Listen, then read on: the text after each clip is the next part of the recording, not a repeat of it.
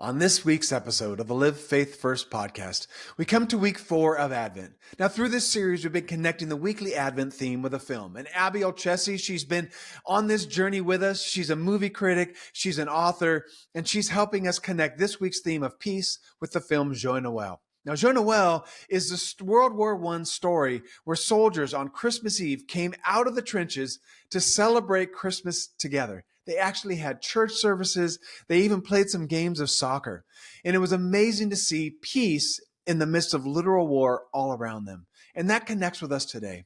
As we come towards the end of the Advent season, we need to find peace because we can be so full of fear, anxiety. We can be full of busyness and chaos that internally we don't have peace. And then we look around our world and we see the chaos around us.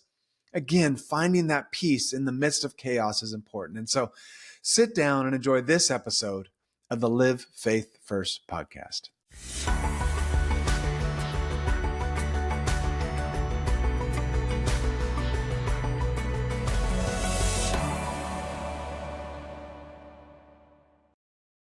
Today is such a fun and timely discussion. For our fourth week of Advent, we're going to discuss peace. On so many levels, we need this today. In a chaotic world, fractured families, busyness of the Christmas season, where we can tend to seek peace by covering over our pain, our brokenness, our loneliness with distraction. We're going to discuss what a settled peace in our soul and relationships looks like. And once again, we have Abby with us. She wrote an amazing book, and so I encourage you all to go out and get it. It walks us through the Christian calendar, but also connects it with film. And so it is interactive. You get to watch film and then see how it connects. Of course, we're just talking about Advent on this series here. And we're going to talk about an amazing historically based film called Joyeux Noël. Now, I do not speak French. If this was Feliz Navidad, I would kill it. But unfortunately, it's not. And so I will try to just pretend like I know how to say Joyeux Noël. So, Abby, thank you for joining us again. Yeah, thanks for having me. All right. You want to talk about peace? What is it? What isn't it? Give us the lowdown.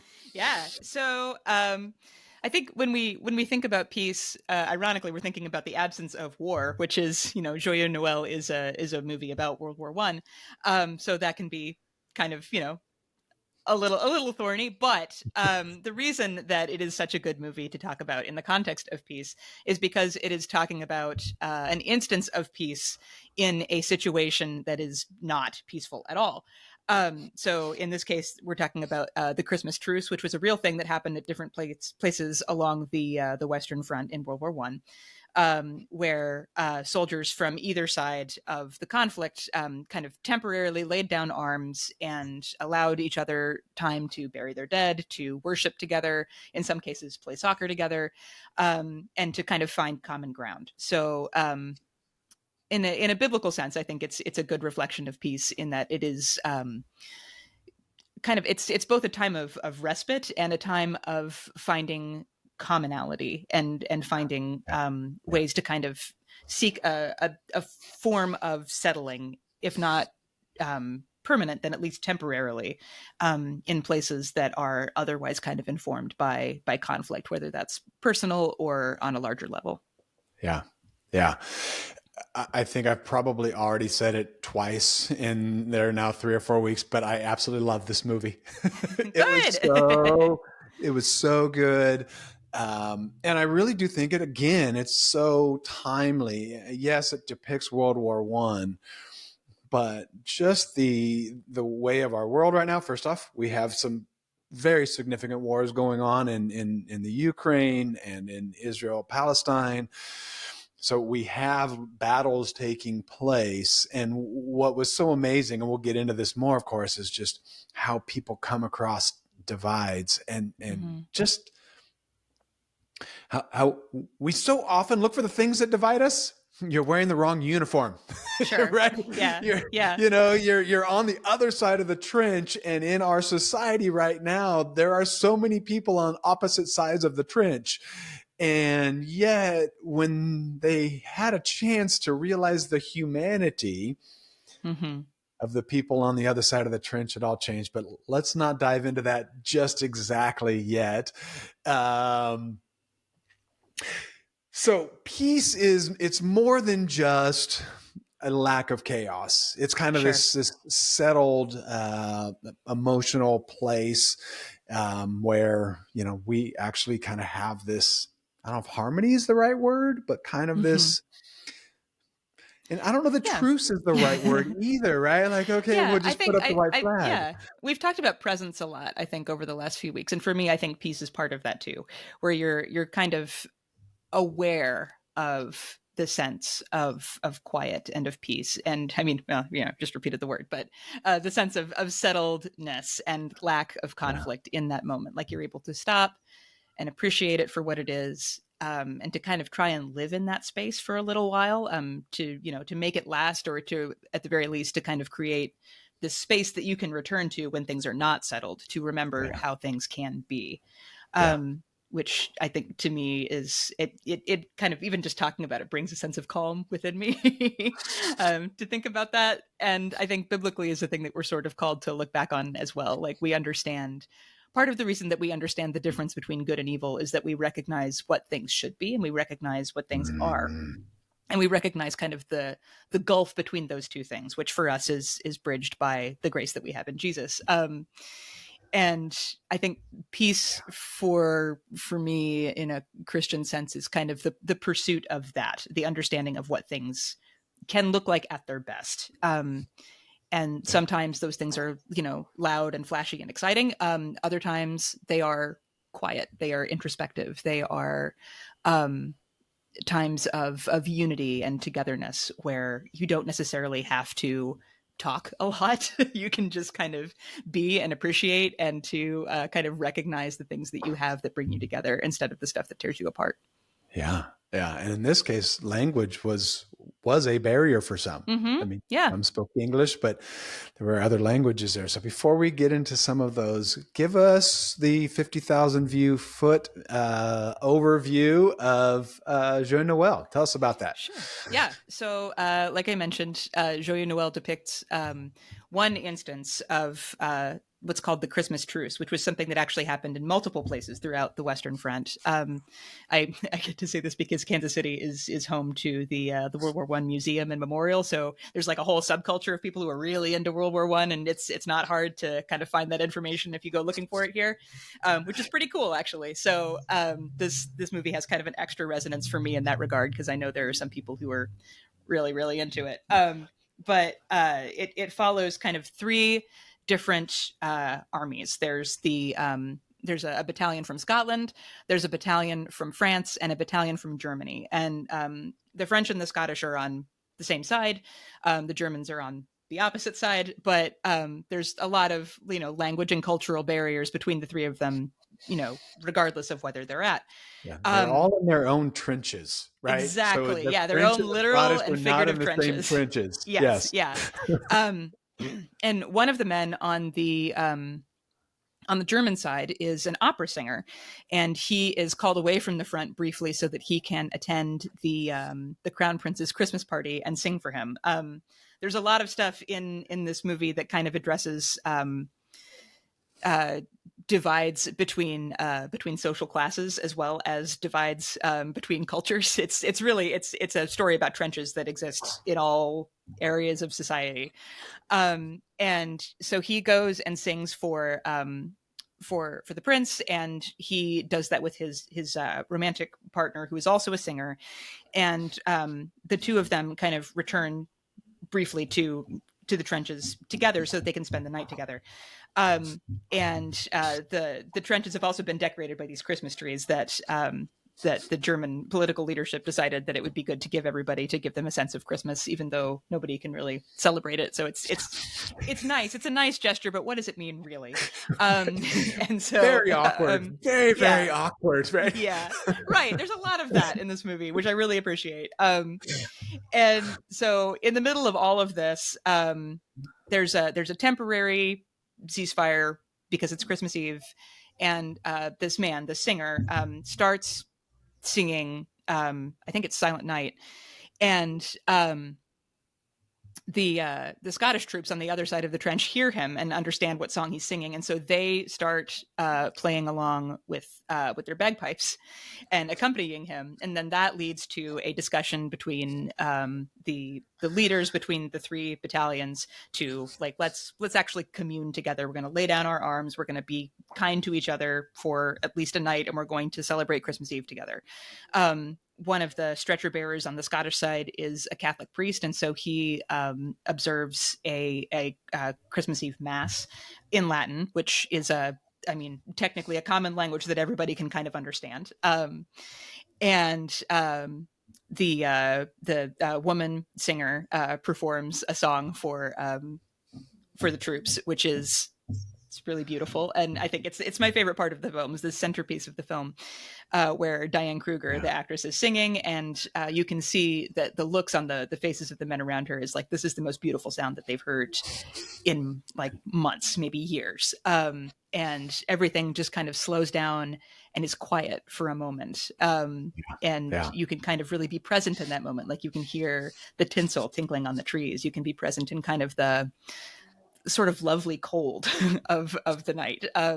Everything is like sort of gross and disgusting and muddy up to that point because it's a battlefield, right? And there's no man's land in between, which is littered with, shrapnel and bodies, and nothing looks beautiful except for this one moment where everything kind of slows down and becomes this holy ground temporarily because everybody's kind of sitting and observing together. And then this moment for them kind of gets extended into the next day and the next day and the next, until eventually the army leadership for all three of these battalions figures out what's going on and steps in, stops the truce, disbands the battalions, and sends them to other places, basically.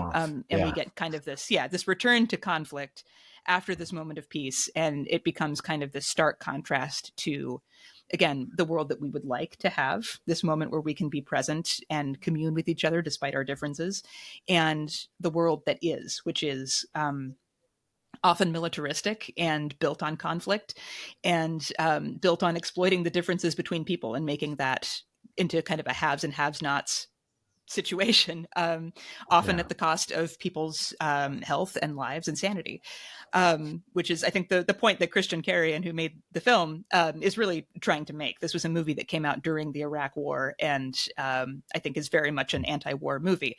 So he's kind of making a point that the sort of political ambitions of the people who are actually running the show are very different than the reality of the people who are actually living out the things that they're trying to carry out, and that it comes at a very, very high cost, and especially when that is connected to religion, which unfortunately it often is in our world. And I think the character of the Catholic priest and his journey through the film, he's played by a Scottish actor named Gary Lewis, is really fascinating, where he goes from devout Catholic who's very connected to his community to somebody who follows a couple of his parishioners into war because he wants to do the best that he can, to being told that his message of peace and faithfulness and togetherness that he preached to the men that he was, trying to give a good, peaceful evening to,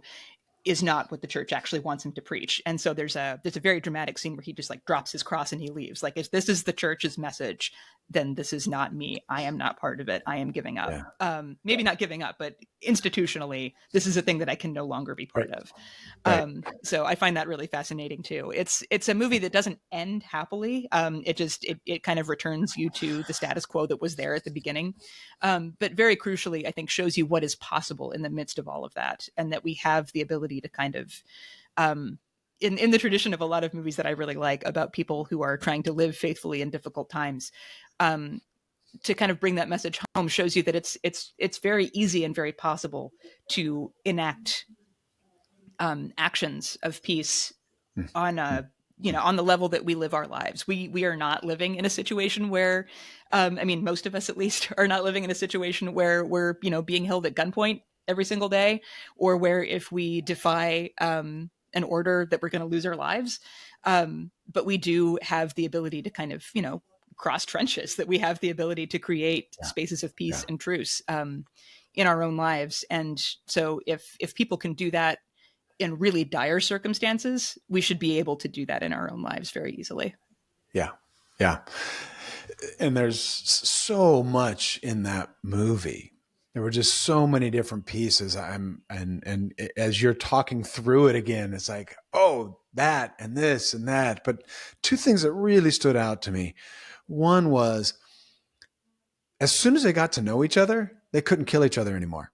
Right. Yes. Right Yeah. after the first truce, and they're sharing champagne from the French and bourbon or whatever, Scotch, I guess, from the Yeah. Yeah. Scottish, and whatever the Germans were drinking, beer or who knows Yeah. what. But Beer or like, schnapps or yeah, who knows? right, yeah. So, but once they started sharing, once they started playing soccer together, once they had a worship service together, once they started singing together. I mean, and you've already talked about your love for music in a previous episode. My wife and I have the same, like, music is ever present. And Mm-hmm. again, it's a thing that brings people together. I mean, music Yeah. just does. And so I found it so amazing that when we talk about crossing divides in our own culture, when we talk about, present day living out peace across these trenches, across these divides, it is amazing the power of getting to know somebody. Mm-hmm. When you hear their story, when you find out where they're from or what they've done or where they've been or what has happened in their life, all of a sudden, this person who was othered becomes just a real human being who's experienced maybe not the exact same things as you, but you can recognize the pains and the joys and the challenges and all that they've gone through. And they Mm-hmm. now move from an othered kind of, I can have contempt, to, oh, that's a human being who I need to show some grace and respect to. And so just getting to know each other, it's a lot harder to lob, grenades at somebody that Yeah. Yeah. the Scottish were not throwing, shooting at the Germans anymore, right? So, Yeah. um, And I think there's also so much in this film that I mean, we've been talking about relationship a lot too over the last several weeks, and it's here too that I think true peace and true that, like, basically the thing that will save us is relationship. yes, It's nothing systemic, and I think you get that especially in the German leader who's played by the actor Daniel Bruhl, because he's talking to one of the French officers, and he's saying that, maybe after all this in the future, of course he assumes Germany's going to win the war, but like he has to, so we'll overlook that. right. But he says, maybe after all this, my wife and I and you and your wife can, get together in Paris, and we can, hang out and be together. And he also mentions previously, like during the religious service, that like this is beautiful. It doesn't necessarily mean anything to me because I'm Jewish. And so we know that he is a German Jew, and in a few years, like in a generation's time, the loyalty that he has given to his government, to his country, out of patriotism, is going to be completely stripped away. World War II is going to happen, and he's going to be completely, like, he's going to be persecuted by the people that he is, fighting alongside. So that sense of loyalty, and I think you see that throughout the film, that sense of like political and patriotic loyalty is not something that's ever going to love you back. Yes. The people that are going to, the things that are going to get you through life are the people around you, or the people that you put your faith in and your trust in and your relationship in. And you may not always agree, but like that sense of fraternity and community, and of seeking connection is actually, like, that's the only thing that's going to bring you out of a difficult situation. And Yeah. like obviously the faith in God that comes alongside that. Yeah. Yeah. No, that is so good. And I had not run that forward to make that connection to World War II. I was shocked by the fact that he wanted to have, a drink with his French buddy and his wife. Right. Yeah. I mean, that Yeah. was Yeah. kind of one of those funny ones, And but it's such a subtle thing, but it's just, I remember the first time I watched it, that just broke my heart, where I was like, man, it's only going to get worse for this guy. Like, it's never going to get better. yeah. Yeah. Here we are just a couple days from Christmas, and you might have somebody coming over to your house, an aunt, an uncle, a parent, a cousin, a nephew, a sibling who you don't like how they voted. You don't like how they're living their life. You disagree vehemently. And we talk a lot about relationship. We're also talking a lot about humanity. one of my encouragements to you is before you jump in on Uncle Homer or whatever, whomever it is, before you get emotionally connected where you want to go to battle and you want to get in your trench, ask one more question to try to find out a little bit more about that person. Mm-hmm. Why do I sense a lot of fear. Can you explain to me why you're so afraid about this? And you know what? You might find that your uncle is just kind of caught up in a cycle of the news that he watches, or your cousin has some significant pains in their life that you were unaware of, and you can now see what's driving maybe some of their passions away from the way that you think. And so before we're tempted to let's just get in trenches now. Okay, you brought it up, you had to say that name, you had to bring up that subject. Before you hop in the trench, just get curious. Just ask a question. Just try to find out a little bit more, because when your uncle becomes a human, when your cousin or your sibling, your brother, your sister, your parent becomes more human, and I know family's a bit funky because there's a lot of history with family, so, don't hear what I'm not saying, but when they become human, grace becomes easier. Ability to, I may not agree with you, but I at least understand where you're coming from. And so I know, again, we're just a few days away from Christmas. You already might be, anticipating the worst. But those are some tools that might be able to help you kind of navigate maybe some relational stuff to bring health to your relationships. Okay, I want to talk about the Bible now. Let's go to the Bible. Since this is Advent, we are now connecting this with Jesus's birth. And you connected it with the angels singing to the shepherds. So why did you choose that passage? Yes, the word's peace in there, but peace is all over the Bible. So tell me a little bit about those shepherds singing. Yeah. So I think I find that kind of centerpiece moment in the film to be kind of, I think, spiritually similar to the portion of the Bible where the angels come down from heaven and speak to the gathered shepherds. Partly because it's a moment of kind of extreme beauty in a place that is not a place that we often think of as beautiful. I mean, it's a sheep field, so it might be kind of beautiful in some senses, but I'm sure it probably smelled bad. And a proclamation of joy and great social change coming to people who are like basically some of like the least in society, like on the lowest rungs. And so I think there's kind of there's a connection there. There's also, I think, a sense of like the birth of Christ being this kind of moment of peace after a lot of anticipatory buildup, some of it joyful, some of it really harrowing. Joseph and Mary have just, traveled to Bethlehem, and it's been a long journey, and they get there and there's not really a place for them to stay that is comfortable and clean. I think the historical report of what the manger actually was like kind of varies, but in all instances, it wasn't necessarily a place that was comfortable for anybody involved.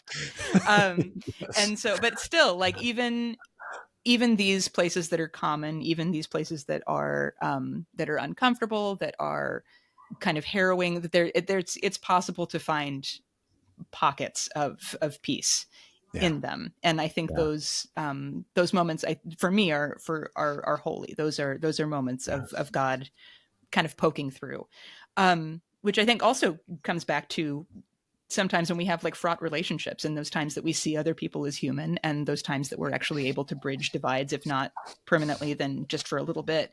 I think those moments are holy as well. Those are, kind of, that's holy ground that we're standing on, and we need to be present and recognize that there's possibility in that. And I think some of that also comes with, like, I think you kind of mentioned this a little bit before, that everybody's approach to life, everybody's belief, whether it's political, and often I think political belief is informed by what you think of as true in the world. All of that comes from somewhere, and it's worth finding out what that somewhere is, whether that's like a generational thing that's entrenched, whether it's geographical, like what it's based on, and Life experience. Yeah, yeah, and absolutely. regardless of whether or not that perspective you think is wrong, and in some cases it could be a really hurtful one. I think the circumstances in which it is based for that person, those are true, and that's worth getting to know, because I think that helps you to kind of understand the way that systems either work or don't work, who they work or don't work for, and how that impacts the people that we become, in an overall sense. I think it's also important to recognize, the importance of boundaries. Like, don't go in a place that you feel genuinely unsafe. But as far as it is possible with you, I think, which I'm getting back into scripture here, as far as it depends Yeah. on you, live at peace with everyone. Live at peace. Yeah. So and that doesn't necessarily mean that you that you shut up. I think it means that you come to things with a desire to see other people complexly, Yeah. to kind of try and understand where they're coming from, and to see what you can bring to the experience to kind of help yourself be seen and heard, and also make sure that the person that you're talking to also feels seen and heard. Yeah.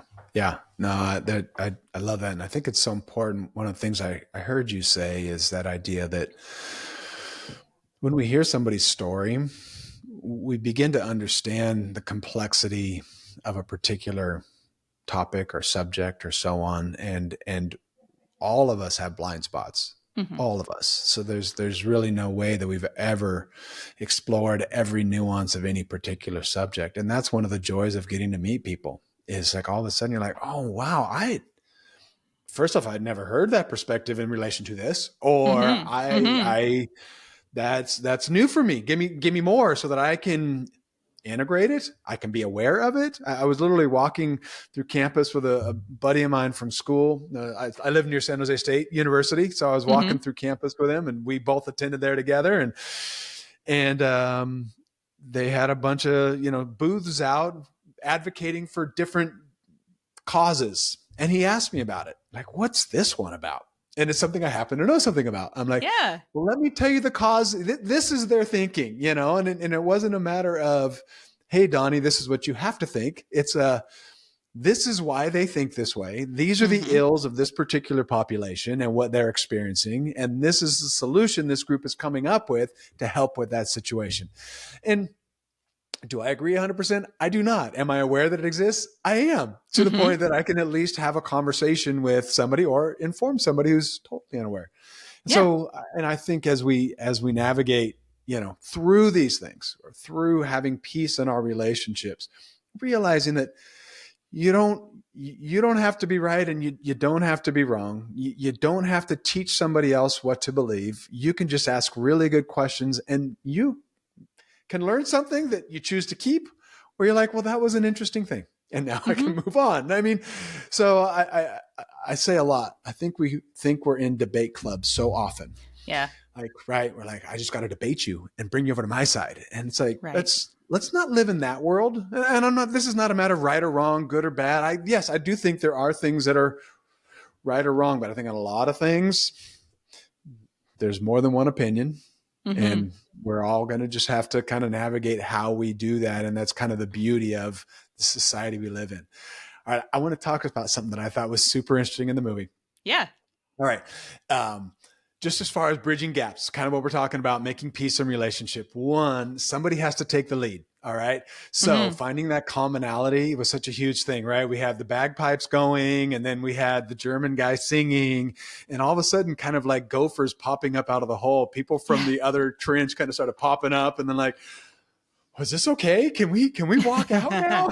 Right? Yeah. Yeah. Somebody took the lead. Like somebody's like, and then they started putting the Christmas trees up on the top of the trench to just say, it's Christmas today, guys. How about we have Christmas trees. Let's all enjoy Christmas trees. Yes. We have bagpipes.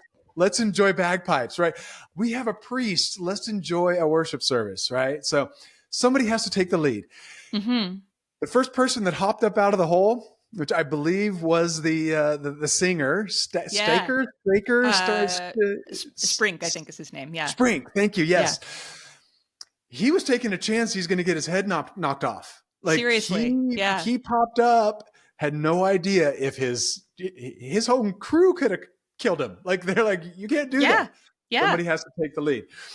And then the other one I'm going to go with is sometimes you have to back away. So there was two brothers on the Scottish side, Mm-hmm. and the one brother got killed in one of the opening scenes. Mm-hmm. And the younger brother, who was really struggling with his brother's death, a German guy came over to share some champagne with that brother, and he had some serious crazy eyes. Yeah. And the German with the champagne decided, I'm going to back away. I don't Yeah. know what you got going on. You know what? That's true in life too. Sometimes people aren't ready to have that conversation. And before you jump into a dangerous situation, just recognize it. And sometimes just like, let's let that person be for right now. Like Mm-hmm. I don't need to engage this. There's something else going on here. So, Yeah, no, okay. I love that. It's a good observation, and one of the things that I really like about this movie is that it never, like, even during the moments of peace that kind of make up the centerpiece of the film, it never ignores the fact that there's bad stuff going on elsewhere. That this is not like, it's not a balm. It doesn't necessarily solve anything immediately.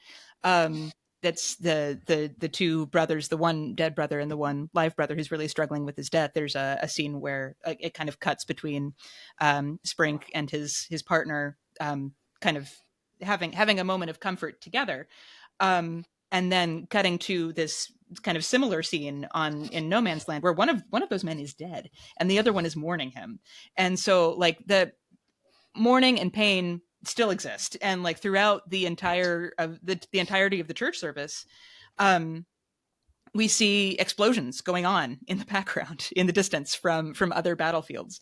That this is sometimes peace is temporary, sometimes it's a bubble that you're in, and you have to recognize that other people may not be in that Yeah. bubble to the same like the same extent that you are. And Yes. all of that, I mean, yeah, it's not going to be a one size fits all thing. Everybody has different needs. You need to be able to kind of meet people where they're at, and sometimes those people need to be left alone to deal with their feelings, and you can Yes. talk to them later, and that is fine. But Right. and sometimes it's a feeling of kind of, overall joy and togetherness, and that's great too, but it Yeah. looks different for everybody. Yeah. Yeah. No, and I think that's so good. And just to take us back to the Bible story with the shepherds, and even to some degree, Simeon and Anna at the temple, like Mm-hmm. they all returned back to, like, the shepherds returned back to the sheep. Like they had a moment of like angels and singing, and then going to see Jesus in the manger. Like that all happened, and you picture this very peaceful, like all of that being peaceful. Mm-hmm. But the shepherds got back to the sheep again. Like Yeah. that didn't take them out of the world around them. And I think that's a part of peace that is so important around Advent, is to realize that you can have peace in the chaos of life, in the fears of what's to come in the days and weeks ahead, in the anticipation of who might be showing up at your house, in all of that. Mm-hmm. And we're going to go back to our building blocks of hope and joy and faith. When those reside in us that we've looked at the first 3 weeks, then somehow peace becomes possible. Even with bombs going off around us, even with just really even like knowing, should I be talking to this person? Is this allowed? Like the Scottish and the Germans and the French were still wondering, like, is this even okay? And when does this Mm-hmm. end? And who's going to Mm-hmm. end it? Right. And so there's still, even in those, I think there was they show some Yeah. fear there of like, what does this look like? How does this play out? Yeah, and crucially, I mean, it's a thing that we can take. I mean, we return to our everyday lives. We kind of leave the bubble of peace and kind of return to the truth of everything being kind of, dark and conflicted sometimes. But at the end of the film, I think the last scene of the film is a bunch of the German soldiers from the disbanded unit. A few of them are still together, and they leave, and they're singing the Scottish song "I'm Dreaming of Home," and so like that influence is still with them. Like it's a Yes. bittersweet moment, but that's something that's probably going to sustain them for a while longer because they had it. And so Yeah. that's another thing, is to just kind of recognize those moments when they're there, and to be grateful for them, to be present with them, so that they can kind of carry us, past this moment that we're in and into moments where peace is hard to find. Yeah. That's so good. I love that. Just hold on to it. Hold on to it. Think back to it. That's so good. All right, Abby. Such a fun conversation again today. Again, everybody, go watch these movies. Check out the podcast, watch the movies, come back, watch this again. I mean, there's so much in all of these. Read through the Bible passages, grab Abby's book, but we are not done yet.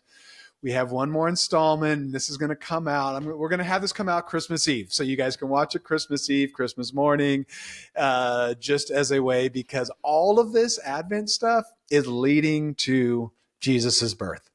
The anticipation of his birth, the celebration of his birth, the celebration of his, the anticipation of his second coming. And so we got one more episode. Abby and I are going to do this one more time here this year. And so make sure to come back and check out the final episode of this Advent celebration. And everybody out there, let's go live faith first.